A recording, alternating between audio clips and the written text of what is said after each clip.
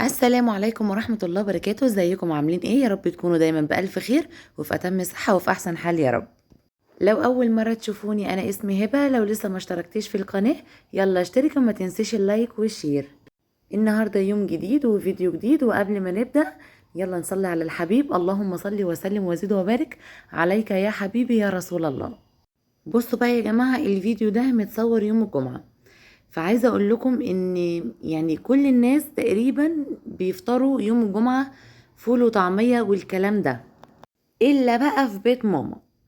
بيت ماما ده الفول ما بيدخلش البيت غير في رمضان، ولازم تكون يعني ما ينفعش تقعد على سفرة وفيها فول تماما.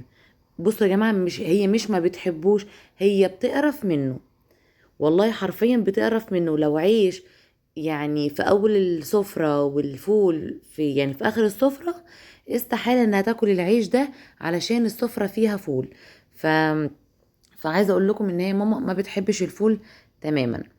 بس بقى فايه فطرنا شاي بلبن زي ما انتم ما شفتوا كده، وسندوتشات جبنة وبيض مسلوق. المهم بقى عايزة اقول لكم ان كان في مفاجأة النهاردة. طبعا ده وقت الغدا.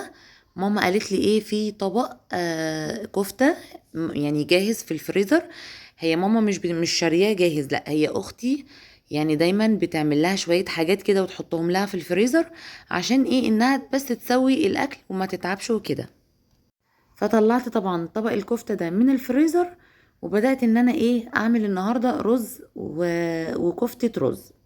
المهم المفاجأة اللي انا قلت لكم عليها، لقيت سلفتي ريهام طبعا كلمتني وقالت لي يا هبة انا جاية عشان اشوفك لانك وحشتيني. فجت تشوفني وكمان تشوف ماما. فبصراحة كانت مفاجأة حلوة جدا وانا انبسطت بصراحة قوي. يعني بصراحة والله كتر الف خيرها. المهم بقى هنا كنت خلاص خلصت الاكل، وكمان اتغدينا الحمد لله وشربنا الشاي. وقلت لها ايه، يلا يا ريهام ننزل بقى شويه نجيب شويه حاجات لماما كانت محتاجاها. وكمان اخدت جوله كده في محل ادوات منزليه اسمه شنة ورنة. عايزه اقول لكم يا جماعه حاجاته رخيصه جدا وحلوه قوي قوي قوي. يلا بقى ناخد الجوله. بصوا يا جماعه، نزلت طبعا ايه انا وريهام. ده اكيد طبعا. انتوا عارفين بقى ان احنا ايه دي ايه هوايتنا اللي احنا بنحب نمارسها. مش عارفه صوتها واضح ولا لا، بس ايه صوتها عالي قوي. بس عايزه اقول لكم ان ايه، يعني نزلنا كده في محل كده في شارع العشرين عند ابو زيد. اسمه شنة ورنة زي ما انتم ما شفتوا كده اليافطه. عايزه اقول لكم عنده حاجات حلوه جدا تحفه بصراحه. بصوا عايز افرجكم على حاجه. طب تعالوا نخش نتفرج الاول على الحاجه اللي جوه، وبعدين ايه هنطلع نشوف الحاجات بقى البلاستيكات اللي انا ايه هاخدها، واوريكم كمان الحاجات اللي عندهم. عايزه اقول لكم حاجات برخص التراب عندهم والله العظيم. يلا كده هاخد جوله في المحل الاول. بصوا يا جماعه، عندهم كل حاجه واي حاجه، اسعارهم تحفه بجد، اسعارهم حلوه جدا جدا جدا. زي ما انتم ما شايفين كده عندهم كل حاجة. طبعا في ناس كتير من متابعين انا عارفة ان هم من فيصل وشارع العشرين، فايه فبجد لو ما يعرفوش المكان ده ييجوا. مكان قريب جدا في شارع العشرين في ابو زيد الرئيسي. طبعا زي ما انتم شايفين بصوا الشارع اهو.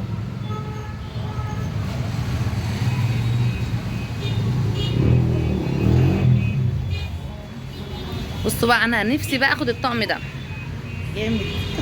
والله حلو جدا بصراحه. شايفه السكريه دي؟ شايفه جمال السكريه دي؟ جميله. واو. بصوا بصراحه انا ما كنتش جايه عنده عشان ايه، عشان اشتري حاجه من المحل. هو عامل كده زي مكان بره المحل. بصي يا هبه القلايه دي، بصي القلايه دي جميله. ما شاء الله. شايفه؟ قولي لي هاخدها بقى. جميله، حلوه قوي جدا جدا، حلوه. بس بقى زي ما قلت لكم كده، مش هاخد، يعني انا مش جايه اخد حاجه من عنده، انا من جوه المحل. انا بصراحه جايه اخد شويه بلاستيكات لماما عشان كانت طالباها مني يعني وكده. شايفين بصوا، هو عنده كل حاجه واي حاجه، اسعاره حلوه جدا بصراحه. والله يا جماعه ده مش اعلان، انا ما بعملش اعلان لحد، بس ايه، بس حبيت ان انا ايه اوريكم واعمل لكم كده ريفيو للمكان. شايفه بتاعت بتاع دوت المكسرات واللب والسوداني. اللي هو كاجو المقسم. جميله جميله. عنده بقى حلل، عنده طاسات، عنده بصوا كوبايات، كل حاجه انتوا تتخيلوها ودي شكلها هي عنده. شكلها حلو كذا طعم. بصوا يا جماعه، بصوا جميله ازاي، شكلها شيك جدا، العرايس بقى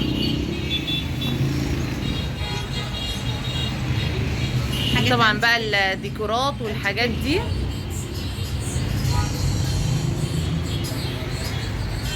يلا بقى نخرج واشوف بقى ايه الحاجات اللي انا عايزه اجيبها من عنده، وهوريكم برضو المكان اللي هو ايه يعني حطه وفتحه، اللي هو بصوا تقريبا انتوا شايفين اهو من بره. يلا نخرج ونشوف مع بعض. شايفين يا جماعه الحاجات دي؟ الحاجات دي بقى اللي هو ايه حاططها بره المحل، فارشها بره المحل، وبيبيعها بسعر رخيص جدا. هقول لكم على اسعار ايه الحاجات بقى اللي انا ايه هجيبها، عشان بصراحه مش عارفه. الحاجات دي الباسكتات دي بكام؟ الباسكت ده يا جماعه ب20. ده بصوا ب20 جنيه والله حلو. بص ده كمان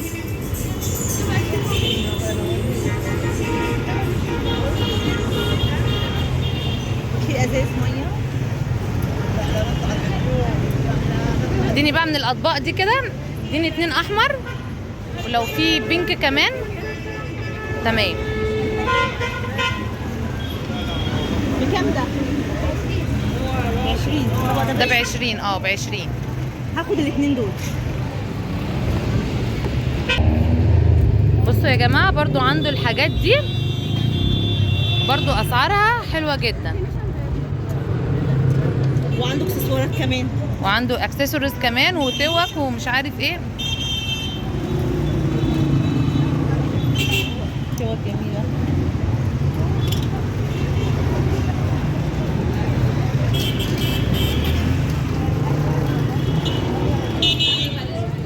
تعالى كده انت هتوطي.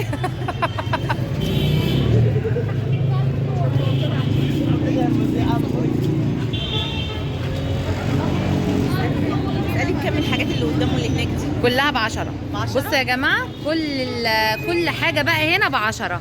اي حاجه بتتباع هنا عنده ب10 جنيه. اي حاجه بقى من الحاجات دي برضو ب10.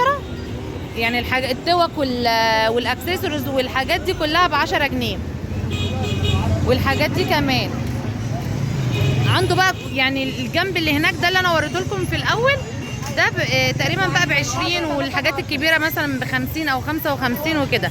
لكن الجنب بقى اللي انتوا شايفينه ده كده كله من اوله لاخره لحد هناك كده ب10 جنيه.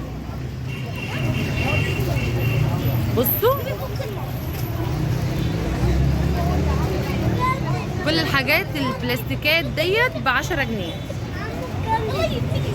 في حاجات اهي. بصوا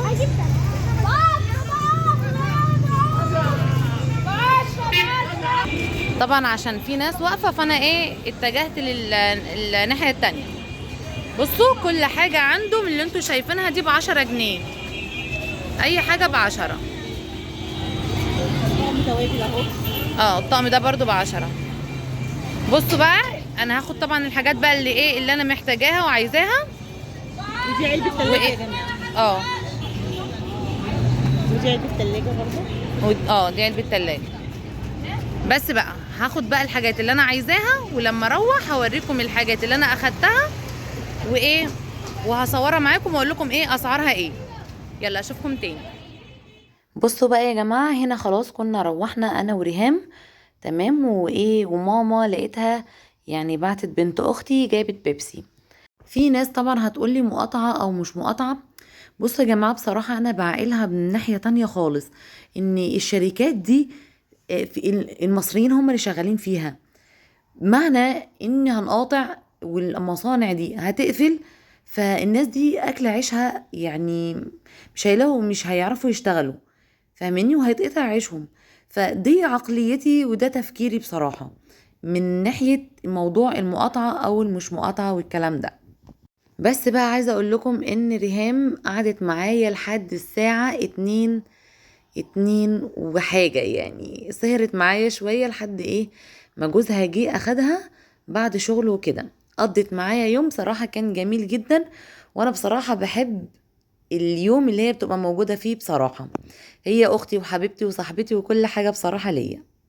يكفي انها بتقولي يعني ان هي عشان ربنا يعني ما كرمهاش باخت بنت، هي بتقولي ان انت فعلا اختي، فدي تكفيني بصراحة. المهم بقى سبتها كده شوية. اول ما المية جت كانت الساعة تقريبا 12، غسلت المواعين دي كلها وخلصتها وايه، وقلت بقى بعد ما تمشي كده ان شاء الله هوريكم الحاجات اللي ايه اللي احنا جبناها انا وهي وكده. جبنا شوية حاجات، وعايزة اقول لكم نزلت بتاع 3 مرات. يلا بقى اوريكم الحاجات اللي انا جبتها. ازيكم يا جماعة عاملين ايه؟ انا رجعت لكم اهو تاني، وقلت بقى اوريكم ايه الحاجات. طبعا عايزة اقول لكم ولا حاجة فيهم بتاعتي عشان ايه للامانة والصراحة. تمام. بصوا يا جماعة، انا النهاردة نزلت بتاع 3 مرات عند ايه شنة ورنة، اللي هما بيبيعوا يعني البلاستيكات، وطبعا زي الجولة اللي انا ايه عملتها لكم ايه في المحل. بس عايزة اقول لكم بقى نزلت 3 مرات ليه؟ لان ماما يعني بصوا دي الحاجات بتاعت ماما. تمام. بصوا جايب، يعني انا هسيب ده دلوقتي ماشي. هوريكم كام طبق احمر خلتني نزلت جبته لها. والله العظيم اخر طبق انا اخدته اخر مرة لما نزلت، بصوا 3 4 5. بصوا خدت 5 اطباق، والسادس كان لون ايه بينك عشان ما كانش فيه. شايفين؟ بصوا يا جماعة الطبق ده، الطبق اللي ايه اللي عنده ب20 جنيه.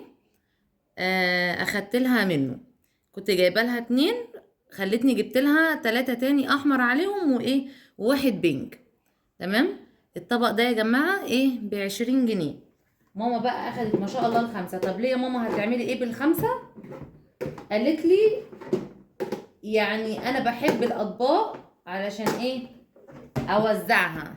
توزعيها على مين يا ماما؟ قالت لي ايه بحب كده لما اخواتك يجوا اديهم اي حاجه. فايه فهي جابت دول كده عشان كده. والله عايزه اقول لكم ماما بتجيب حاجات كتير جدا، بتحب الحاجات دي قوي. يعني عايزه اقول لكم بتعشق حاجه اسمها بلاستيكات وادوات منزليه اصلا. تمام. ففعلا هي بتجيبها والله، وفعلا بتوزعها. بصوا بقى يا جماعه، جبت لها برضو الطبق ده ب10 جنيه. ماشي. كانت عايزه طبق كبير. ماشي. انا كنت قايله لها ان في هناك طبق شكله حلو ويعني والخامه بتاعته تقيله ومش وحشه. ده ب55 جنيه وكبير يا جماعه، يعني حاسه في الكاميرا صغير بس هو والله كبير. فصورته لها وكده بعته لها على الواتساب. قالت لي لا هاتيهولي انا عايزاه. جبته لها. طيب هتقولوا لي ايه دول بقى بتوع مين؟ هقول لكم بقى ان ايه ان عمته شبتت قالت لي انتوا عارفين طبعا هي قاعده مع ماما. قالت لي اشمعنى انا؟ لا هاتيلي. طب انت هتعملي ايه يا ستي بالطبق ده؟ قالت ايه ينفعني في العيد، هذبح وايه واحط فيه اللحمه. فطبعا كسفتني بكلامها، قلت لها خلاص ايه تمام مفيش مشكله. فايه فجبت لها اللون ده. تمام. طبعا هي الكلام ده لما شافت الطبق بتاع ماما وعجبها. ده تاني مره كنت ايه نزلت. تمام. طبعا عايزه اقول لكم ان ايه جبت لها الطبقين دول. هي ماما اصلا عندها تاني، يعني عندها زي ده اصلا بتستخدمه في المطبخ، عندها اللون الموف ده. تمام. بس ايه بس هي بقى يعني بتحب تزود. المهم انا كنت جايبه لها دول، شافت بتوع ماما الاحمر عمته راحت قالت لي لا انزلي. راحت منزلاني بقى ايه تاني جبته لها. فاهميني؟ طيب خدت 4. قالت لي يعني جبت لها يا رب اللهم صل على سيدنا محمد. قالت لي هاتي احمر، جبت لها احمر. لما شافت ان ماما معاها 5 قالت لي هاتي لي تاني، رحت جبت لها ما لقيتش غير اخر واحد ده اللي انا ايه جبته لها. طيب ده بقى ايه انا جبته بصراحه من دماغي ليها. ليه بقى جبت لها الحجم ده؟ الطبق ده يا جماعه ب20 جنيه، ماشي. عرفتوا بقى اللي هو ايه ان الشكل ده ب20 و... وده ب10، تمام. ده كمان هو كبير مش صغير ب20. انا بقى جبته لها ليه؟ بصوا يا جماعه هي كبيره في السن جدا يعني ما شاء الله، ربنا يا رب يديها الصحه والعافيه يا رب، اللهم بارك، يعني ربنا يحفظها يا رب. مش بتقدر انها تقص ضوافرها، فانا بصراحه جبته علشان كده، قلت ان انا اخليها رجليها احط لها فيها ميه واغسل لها كده رجلها كويس واقص لها ضوافرها، عشان هي مش بتقدر توطي انها تقصها وهي ضوافرها طويله شويه. فقلت طبعا الميه هتبوش الضوافر، فبكده الحمد لله يعني اكون قدرت ان انا اقص لها ضوافرها وكده واخليها ترتاح، وكمان اريح لها رجلها كده بميه. يعني انتوا عارفين بقى يعني هروق عليها. بس بقى يا جماعه هي دي الحاجات اللي انا جبتها من شنة ورنة. المحل ده والله يا جماعه رخيص وحاجته حلوه جدا، وهشتري كمان للبنات شويه توك كده على شويه اكسسوارز من عنده، سعرهم حلو جدا بصراحه.